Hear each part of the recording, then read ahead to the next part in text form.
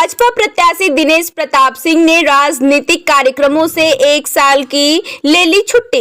नवनिर्वाचित सांसद के तौर पर राहुल गांधी को जनता दर्शन करने लिए आमंत्रित करने की बात कहते हुए दिनेश प्रताप सिंह ने कहा कि वे अब जनता दर्शन कार्यक्रम को विराम देकर अपने पारिवारिक जिम्मेदारियों का निर्वहन करेंगे। राहुल गांधी को चैलेंज देते हुए उन्हें हर शनिवार एवं रविवार को जनता दर्शन करने की बात कही।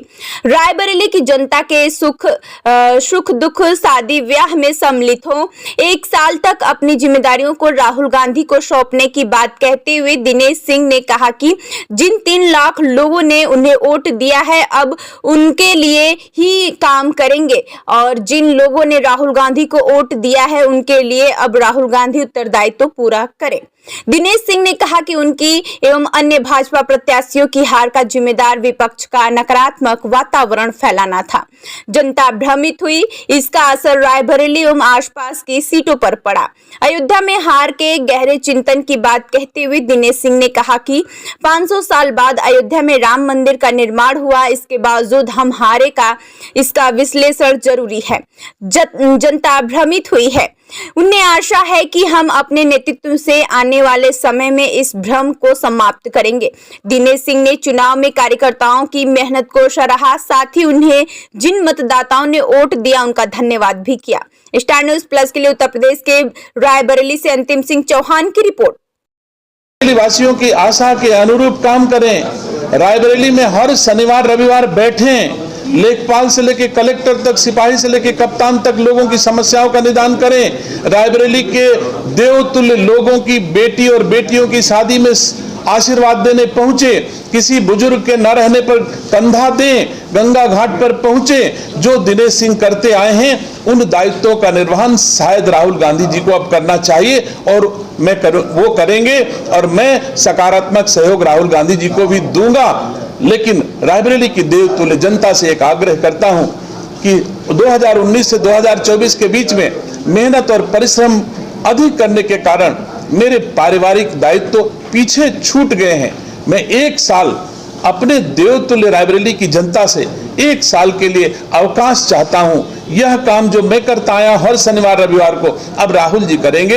1 साल के लिए मुझे अवकाश दे दें, उसके बाद फिर से मैं अपने सेवाओं पर लौटूंगा और फिर शनिवार रविवार बैठूंगा। तब तक शनिवार रविवार बैठने का क्रम राहुल जी के ऊपर मैं देता हूं। वो शनिवार रविवार बैठ करके दायित्वों का निर्वहन करेंगे। पार्टी द्वारा मिले समय समय पर जो भी दायित्व होंगे उनका तत्परता के साथ रायबरेली में निर्वहन करूंगा। रायबरेली के 3 लाख लोगों की जिम्मेदारी मेरे कंधों पर है, उनकी जिम्मेदारी मैं लूंगा। रायबरेली के भारतीय जनता पार्टी के कार्यकर्ताओं और अपने शुभचिंतकों का दायित्व मेरे कंधों पर होगा। वो राहुल जी की तरफ देखेंगे भी नहीं, लेकिन जिन लोगों ने राहुल जी को वोट दिया है मैं उम्मीद करता हूं राहुल जी उनकी सेवा का गुरुतर दायित्व निर्वहन करेंगे। मंत्री जी, रिजल्ट आ गए, आज आपका 2 शब्द क्या कहना है? मैं सबसे पहले तो देश की जनता का आभार प्रकट करना चाहता हूं कि दुनिया के सबसे लोकप्रिय नेता देश के यशस्वी प्रधानमंत्री जी को तीसरी बार सरकार बनाने का अवसर देकर के देश की जनता ने जो निर्णय लिया है वो हम सबके लिए स्तुत्य है।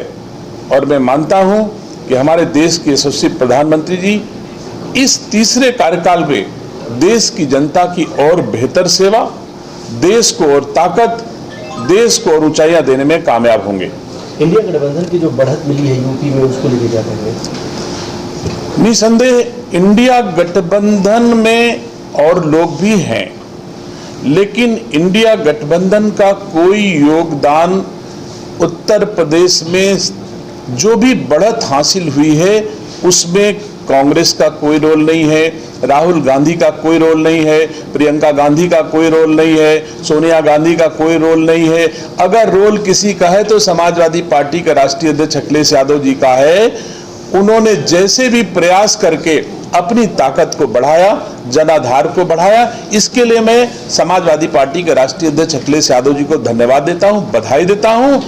लेकिन राहुल गांधी जी अगर अपनी पीठ थपथपाएं तो मैं कह सकता हूं कि राहुल गांधी जी जो कुछ भी हैं वो समाजवादी पार्टी की बदौलत है, अपनी बदौलत कुछ नहीं है। दिनेश सिंह से राहुल गांधी नहीं हारे हैं। मैं ये समझाना चाहता हूं देश की जनता को कि समाजवादी पार्टी को 2022 के विधानसभा के चुनाव में 3,99,000 वोट मिला था और 2024 के लोकसभा के परिणाम से 3,99,000 वोट अगर घटा दिए जाएं तो राहुल गांधी जी दिनेश सिंह से हार के गए हैं, जीत के नहीं गए हैं। और 3 लाख वोट मैं आमंत्रित करता हूं राहुल गांधी को, अगर क्षमता हो तो केवल हाथ का पंजा लेकर के रायबरेली में दिनेश सिंह से फिर से लड़ने आकर के, और हार के नहीं जाएंगे तो मुंह नहीं दिखाऊंगा मैं इस देशवासियों को। आप ये बताएं मंत्री जी कि इस हार के पीछे आप देखते हैं कि रायबरेली जनता की नाराजगी कुछ रही आपसे, या पार्टी को अंतरकलह है जो इतना सहयोग नहीं? ना हमसे नाराजगी है ना हमारी पार्टी से नाराजगी है। आप महसूस करो, हमारी पार्टी से अगर देशवासियों को नाराजगी होती तो मध्य प्रदेश में 29 की 29 सीटें कैसे आ जाती, हिमाचल प्रदेश में सब की सब, दिल्ली में सब की सब, जहां हमारी राज्य में सरकारें नहीं वहां सब की सब आती है। इसका मतलब मोदी जी के नेतृत्व में जनता आज भी विश्वास करती है। ये बात सही कि उत्तर प्रदेश के वातावरण में तीसरे चौथे चरण से कुछ भ्रम फैलाने में लोग कामयाब हो गए, जिसके चलते परिणाम प्रभावित हुए हैं। और मैं समझता हूं उत्तर प्रदेश में अभी 3 वर्ष योगी जी की सरकार है, देश में 5 वर्ष के लिए मोदी जी की सरकार है। इन 5 वर्षों में रायबरेली और उत्तर प्रदेश में जो भी नकारात्मक स्थिति पैदा हुई है, हम लोग उसको ढूंढ करके, प्रयास करके और फिर से सकारात्मक उसमें बदलाएंगे। और मैं समझता हूं कि अगर 2019 के चुनाव में अखिलेश यादव जी को 5 सांसद केवल बने थे और आज अधिक हुए हैं, तो यह जरूरी नहीं है कि 2029 में भी 5 न हो जाए, इसमें कोई बड़ी बात नहीं है। तो यह समय परिवर्तनशील है।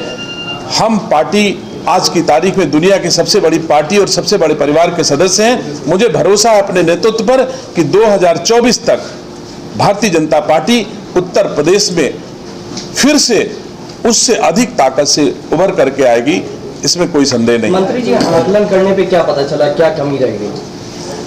देखिए, जनता में कोई भी भ्रम पैदा किया जा सकता है, बहुत सारे भ्रम। कोई कहता है कि संविधान बचाने का दिन है, संविधान परिवर्तित हो जाएगा। मुझे दुख है कि संविधान परिवर्तन से जनता प्रभावित हुई, इस भ्रम को पैदा करने में।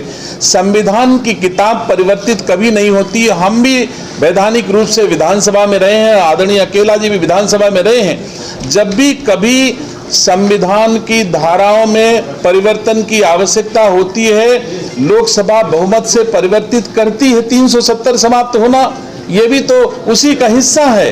तो संशोधन होता है, परिवर्तन नहीं होता है। दुर्भाग्य से लोगों ने परिवर्तन की बात कह दी, संविधान परिवर्तन कभी नहीं होता है। अगर कहीं संशोधन की आवश्यकता पड़ती है तो हम लोग संविधान के आर्टिकल्स में बहुमत से जब भी होता है परिवर्तन करते हैं। जो जरूरी आर्टिकल्स नहीं होते उनको हटाए जाते हैं, कहीं जोड़ा जाता है, कहीं संविधान में बढ़ाई जाती है। तो जनता की जरूरत के हिसाब से चर्चा आई पार्टी में एक तरह की, जो पूर्व मंत्री हैं समाजवादी पार्टी के मनोज पांडे भी आए। एक चर्चा थी कि यहाँ के एक वर्तमान विधायक हैं, पूर्व विधायक, ये अगर भीतर घात न करते तो हो सकता है पुराना रिकॉर्ड आपको ना जीतते। तो उतना ये क्या है ऐसी बात रायबरेली में? आप मुझे बताओ, आप रायबरेली के परिप्रेक्ष्य में मुझे सवाल कर रहे हो, तो यही सवाल आप अमेठी में जा करके देख लो, वहां कौन से परिवर्तन, जिस परिवर्तन की ओर हमको आप इंगित कर रहे हो, वहां कौन से परिवर्तन थे। लखनऊ में हमारे नेतृत्व, हमारे आस्था के प्रतीक राजनाथ सिंह जी का भी वोट 2 लाख घट गया, 1.5 लाख घट गया, कुछ घटा है, मुझे एग्जैक्ट फिगर नहीं मालूम है। अगर वहां घट सकता है, मोहनलालगंज सीट हम हार सकते हैं, अमेठी हम हार सकते हैं, तो रायबरेली में भी नकारात्मक वातावरण का परिणाम है। किसी प्रतिनिधि की बदौलत न परिवर्तन हुआ है और न कुछ होने वाला है। वातावरण में कुछ परिवर्तन था, जनता भ्रमित हुई, जिसके कारण रायबरेली सहित आसपास के लोकसभाओं में इस भ्रम का असर पड़ा है। और हम लोग बड़ी आसानी से इस भ्रम को जनता के बीच से दूर करने में आगे कामयाब होंगे। उत्तर प्रदेश के यशस्वी मुख्यमंत्री आदरणीय योगी आदित्यनाथ जी के नेतृत्व में और देश के प्रधानमंत्री और गृह मंत्री के नेतृत्व में जो भी नकारात्मक वातावरण पैदा हुआ होगा, हम लोग शीघ्र दूर करके फिर से एक अच्छे वातावरण का निर्माण करेंगे। देखा गया कि जो है कि राहुल गांधी जी से कि आप वायनाड छोड़ेंगे या रायबरेली, उस पर उन्होंने सटीक जवाब नहीं दिया। उस पर क्या कहना चाहेंगे? ये उनका विषय है, वायनाड छोड़ेंगे कि रायबरेली, ये मेरा विषय नहीं है। वायनाड से जीते रायबरेली से जीते, जो जिनको वर्ण करना होगा उनका उनके लिए ऑप्शन है। इस पर मेरी टिप्पणी का कोई औचित्य नहीं प्रतीत होता। अगर देखा जाए अयोध्या पे जो है भारतीय जनता पार्टी हर की जहाँ पे राम मंदिर को लेकर काफी चर्चा की, ये भारतीय जनता पार्टी और दिनेश सिंह जैसे कार्यकर्ता के लिए गंभीर चिंतन का विषय है, इसमें कोई दो राय नहीं है। अगर जहां हम भगवान श्री राम का मंदिर भव्य मंदिर 500 वर्षों के बाद निर्माण कराते हैं और बड़े बड़े एयरपोर्ट और रेलवे स्टेशन बड़े विकास का निर्माण कराते हैं, तो कहीं न कहीं जो जनता के बीच में मैं पहली बार कह चुका हूं भ्रम पैदा किया है, उस भ्रम को हम लोग यथाशीघ्र दूर करके भारतीय जनता पार्टी के पक्ष में एक अच्छा वातावरण बनाने में कामयाब होंगे और फिर से जितना भी भारतीय जनता पार्टी का नुकसान हुआ है उसकी हम लोग भरपाई करने में सफल होंगे। राहुल गांधी के लिए क्या वासियों की आशा के अनुरूप काम करें। रायबरेली में हर शनिवार रविवार बैठें, लेखपाल से लेकर कलेक्टर तक, सिपाही से लेकर कप्तान तक लोगों की समस्याओं का निदान करें। रायबरेली के देवतुल्य लोगों की बेटी और बेटियों की शादी में आशीर्वाद देने पहुंचे, किसी बुजुर्ग के न रहने पर कंधा दें, गंगा घाट पर पहुंचे। जो दिनेश सिंह करते आए हैं उन दायित्वों का निर्वहन शायद राहुल गांधी जी को अब करना चाहिए और वो करेंगे और मैं सकारात्मक सहयोग राहुल गांधी जी को भी दूंगा। लेकिन रायबरेली की देवतुल्य जनता से एक आग्रह करता हूं कि 2019 से 2024 के बीच में मेहनत और परिश्रम अधिक करने के कारण मेरे पारिवारिक दायित्व पीछे छूट गए हैं। मैं एक साल अपने देवतुल्य रायबरेली की जनता से एक साल के लिए अवकाश चाहता हूं। यह काम जो मैं करता आया हर शनिवार रविवार को अब राहुल जी करेंगे। एक साल के लिए मुझे अवकाश दे दें, उसके बाद फिर से मैं अपने सेवाओं पर लौटूंगा और फिर शनिवार रविवार बैठूंगा। तब तक शनिवार रविवार बैठने का क्रम राहुल जी के ऊपर मैं देता हूं, वो शनिवार रविवार बैठ करके दायित्वों का निर्वहन करेंगे। पार्टी द्वारा मिले समय समय पर जो भी दायित्व होंगे उनका तत्परता के साथ रायबरेली में निर्वहन करूंगा। रायबरेली के 3 लाख लोगों की जिम्मेदारी मेरे कंधों पर है, उनकी जिम्मेदारी मैं लूंगा। रायबरेली के भारतीय जनता पार्टी के कार्यकर्ताओं और अपने शुभचिंतकों का दायित्व मेरे कंधों पर होगा। वो राहुल जी की तरफ देखेंगे भी नहीं, लेकिन जिन लोगों ने राहुल जी को वोट दिया है मैं उम्मीद करता हूं राहुल जी उनकी सेवा का गुरुतर दायित्व निर्वहन करेंगे। Thank you.